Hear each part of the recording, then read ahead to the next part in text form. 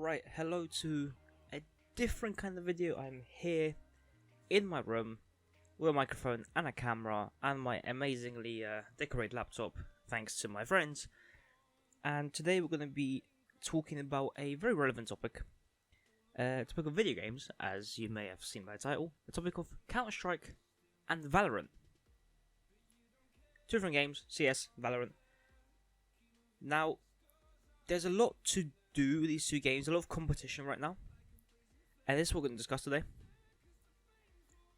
So, before we start, I want to just remind you all to like, comment, and subscribe. We're trying to hit 1,000 subscribers by the end of the year. That is this many days. And I hope we can do it. I mean, yeah. Let's get right into the video. Right, first of all, let's just quickly answer the question that everyone's asking. Will Valorant kill CS? No. It won't. Valorant is more likely to kill what's left of Overwatch or Rainbow Six Siege in player base and esports as well. I mean, esports is a big part of it. I mean, Riot wants to compete with Valve in the FPS market. However, I don't think that Valorant is similar enough to CS in order to compete with it directly. Actually, that's not the wrong word. That's not the right wording for it. It will compete with it directly. However, CS is a different type of niche. CS is the more realistic, strategic, competitive shooter, while Valorant is the more fantasy, Overwatch-esque competitive shooter. Obviously, you have agents or operators. I'm not 100% sure what they're called. I'm not very well versed in terminology yet. Just like in League of Legends, another Riot game. And those have different abilities. So instead of having flashbangs in CS, there is a agent which has the ability to throw flashbangs. And what's interesting is he can throw around corners. They bend, which adds more dynamics to the game. So that's a very different change. So you can add some interesting new strategies to how the game can be played, which can't happen in Counter-Strike. Therefore, it will be very interesting to watch how the esports develops, and the esports will definitely develop. I mean, Riot is going to pump so much money into this game on the esports side. Teams are already signing players. For example, T1. Most known for the League of Legends team, SKT. You know, they won a bunch of worlds. Faker, one of the best League players of all time. Plays them. I'm not 100% sure. I've not followed League in a very long time, but they've signed Brax or Swag, and AZK, two banned ex-Counter professionals. They were banned for match fixing back in the day, and yeah, they have now been signed onto the Valorant team. Even though Valorant has literally been out for about 3 days. Like, organizations, like the big ones, know that this is going to take off. So they're just picking the players that they know perform well. The Counter-Strike players, because they play so similarly to Counter-Strike. Most people have described it very 1.6-esque, especially with the movement. Which isn't technically a good thing. 1.6 movement was... I'm not a player on 6, I'm not speaking for things, but 1.6 movement was a bit clunky. Obviously, bunny hopping was quite overpowered, which has actually been fixed in Valorant. Well, I say fixed, it has been changed. You can bunny hop for like 2 or 3 jumps, and then you will slow down, which I think is a good feature. It will allow you to move around the map quicker, and they're not too hard to pull off. So pulling off at the right times, maybe doing some skill jumps, will, I believe, make it interesting. It will reward the skill of it. However, you could also have a lot of just, lower skilled players, Ferrari peeking you around corners at 100 miles per hour and hitting lucky heads. Talking about lucky heads and RNG, one thing I do not like about Valorant is the sprays are not set.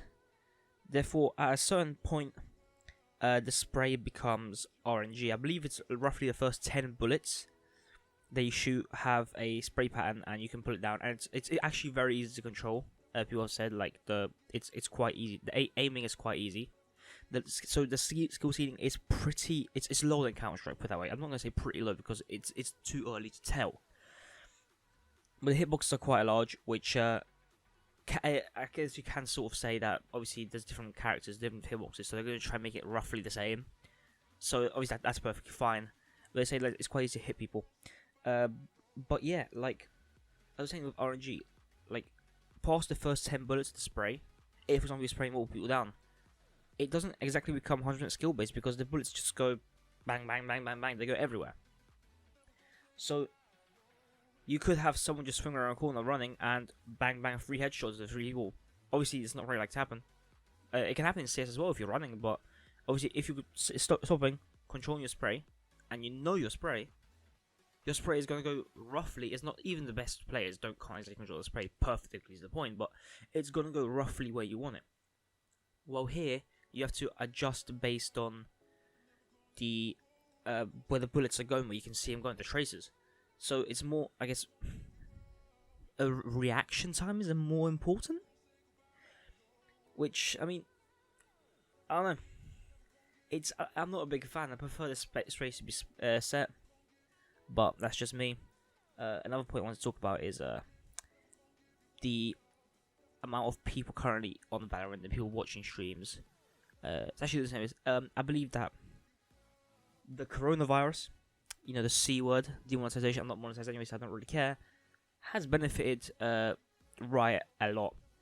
A lot of people are home. A lot of people can try the game. A lot of people are watching the game, building a lot more hype. So that has definitely helped them. So they got extremely lucky with that, personally. But I mean, that's just a side point. It doesn't really matter. Like CS is also growing. Like CS has got like 1.2 million players active right now. Like it's a lot. However, I'm going to talk about a positive right now, Valorant. Obviously, people talk a lot about how Valve doesn't work on CS enough. That's going to change.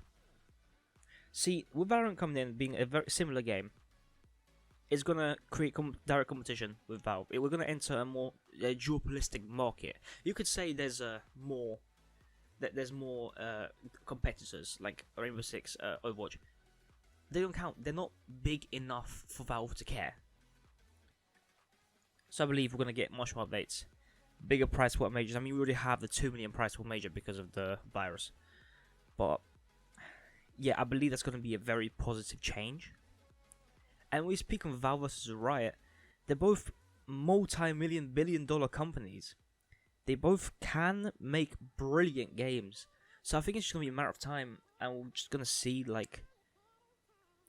I'm not even going to say who's coming to the top, is where it goes. Both games, I believe, are going to succeed. Or in CS, I mean, CS has been succeeding for 20 plus years now. CS is not going anywhere, that's what I'm going to tell you. Valorant, I believe it will succeed, it will be success. However, certain abilities, certain things can kill the game. I mean, you can say the same with CS with the current Krieg meta. However, the thing with the Krieg has not been changed except for the price change, which made it more relevant for like so many years. People just didn't use it. So, yeah, but there could definitely be issues with, you know, overpowered agents, overpowered abilities, guns in Valorant, especially in the early stages. But yeah, I'm pretty sure this much concludes what I want to talk about. I know this is a Zipzin Talk CS video and don't really talk much about CS, but I'm going to make another video soon talking about the new major system, which I hope you will tune in to enjoy. I would like to, if you made it this far, I just started there really badly.